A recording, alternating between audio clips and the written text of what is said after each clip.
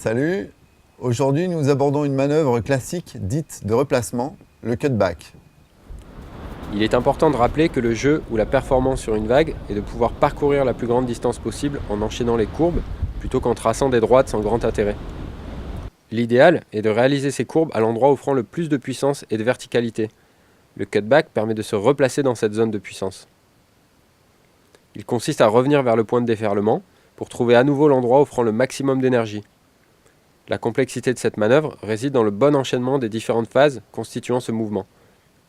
La phase d'approche, dès le bottom turn, le surfeur doit orienter sa trajectoire de façon à venir se poser sur l'épaule de la vague. C'est pour cela qu'il fera le choix d'un bottom turn plutôt long, au transfert d'appui souple et progressif. Le surfeur doit se positionner le plus haut possible sur l'épaule de la vague afin d'avoir tout l'espace nécessaire pour décrire cette première courbe qui doit être la plus ronde possible et entretenir une certaine vitesse. La planche sur le rail, les deux jambes fléchies, l'alignement entre le haut du corps et le bas du corps donne une impression de forte pression statique sur la planche, rappelant la première phase d'un bottom turn. La phase transitoire, le surfeur est maintenant face au cœur de la vague dans une phase ascendante. Il exécute simultanément l'orientation du haut du corps, la pression sur l'appui arrière.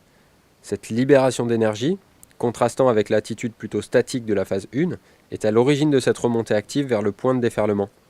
Le re-entry, il exécute ici un virage en haute vague, soit sur l'axe vertical de la planche en percussion d'une éventuelle lèvre, soit en venant épouser la forme de la vague, la mousse, lors d'un déferlement moins creux, utilisant ainsi l'axe longitudinal de la planche.